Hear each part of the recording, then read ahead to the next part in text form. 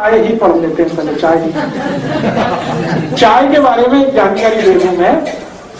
चाय जो है ना, आपके देश का उत्पादन नहीं है, पहली बात जानकारी के लिए बता दूं। अंग्रेज आए थे जब इस देश में, तो चाय का पौधा साथ में लाए थे और उन्होंने भारत में कुछ ऐसे स्थान हैं जो अंग्रेजों के अनुकूल, जहां ठंड ज्यादा पड़ती है, उन स्थानों पर, पहाड़ियों पर चाय के पौधे लगवा दिए, तो उसमें से चाय होने लगी।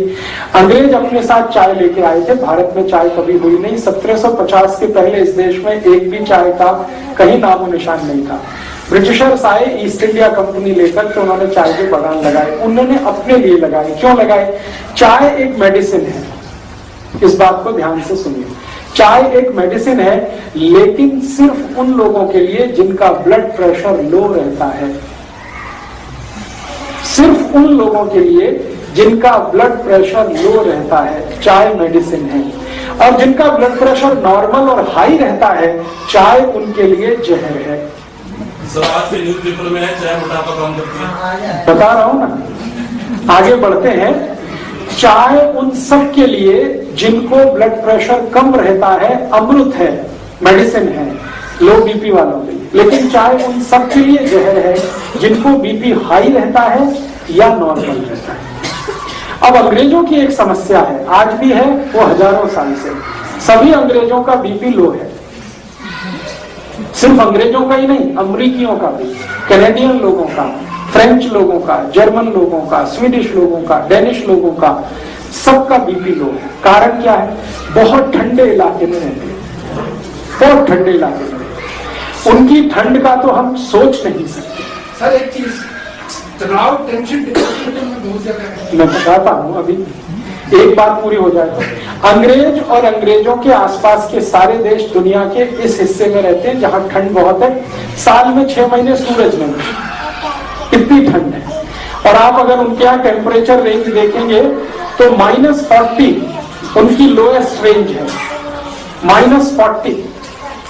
ऋणात्मक रूप से शून्य से भी नीचे 40 डिग्री, शून्य से भी नीचे 30 degree, 20 degree, 22 degree, 25 degree, 15 degree, ये टेम्परेचर उनके यहाँ 6 महीने रहता है। सूरज निकलता नहीं, 6 महीने धुंध ही धुंध रहती है आसमान में। ये इनकी सबसे बड़ी तकलीफ है, अंग्रेजों की और अंग्रेजों के आसपास के देशों। ज्यादा ठंडे इलाके में कोई भी रहेगा उसका बीपी लो हो जाएगा। आप भी करके देख लें, मैंने किया एक बार मैंने ये एक्सपेरिमेंट अपने ऊपर किया।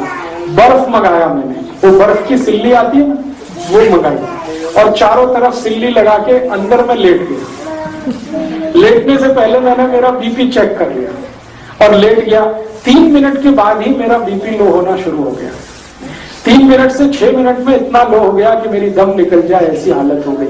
8-10 मिनट में ही मुझे बर्फ से बाहर आना पड़ा। फिर बीपी चेक किया, मैं कल्पना नहीं कर सकता इतना लो था, इतना लो था। फिर मेरे समझ में आ गया कि मेरे से ज्यादा बेचारे तो अंग्रेज हैं जो बर्फ की सिल्लियों में 6 महीने रहते हैं। चारों तरफ बर्फ रहती है, छत पे बर्फ रहती है, सड़क पे बर्फ रहती है, इधर बर्फ रहती है, उधर बर्फ रहती है। इतनी बर्फ होती है कि गाड़ियां बर्फ में दब जाती हैं। फिर उनको स्पेशल अभियान चलाना पड़ता है बर्फ को तोड़ने का। सारी सरकारों का बड़ा बजट तो बर्फ तोड़ने में खर्च होता है, कनाडा, अमेरिका वगैरह। तो वो लोग सच में बर्फ में ज्यादा रहते हैं, ठंड बहुत है, ब्लड प्रेशर बहुत लो होता है। अब तुरंत ब्लड को स्टिमुलेंट चाहिए। अगर बीपी लो हो गया, इतनी ठंड पड़ गई, स्टिमुलेंट चाहिए तुरंत बीपी बढ़ाने के लिए, तो चाय उसमें सबसे अच्छी है। दूसरे नंबर पे कॉफी। तो चाय और कॉफी उन सबके लिए बहुत अच्छी है जो ठंड वाले इलाके में रहते हैं। और भारत के ऐसे कई इलाके हैं जहां बहुत ठंड पड़ती है। अगर मैं जम्मू कश्मीर में जाकर ये व्याख्यान दूंगा तो लोगों से कहूंगा चाय पियो, कॉफी भी पियो, क्योंकि उनके लिए वो मेडिसिन है। आपको अगर मैं लेक्चर करूंगा तो आपको बोलूंगा आप मत पियो, क्योंकि आप इतने बर्फ वाले इलाके में नहीं रहते।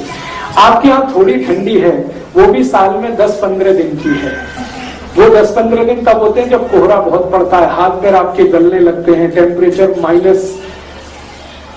-0 या 0 के नीचे आ जाता, तब आपके यहाँ शायद 2-4 दिन 5 दिन ऐसे आते हैं कि आप चाय P low, coffee P low, क्योंकि उस समय बीपी बहुत लो है। लेकिन पूरे साल चाय पीना और every time is T time, ये सबसे खतरनाक।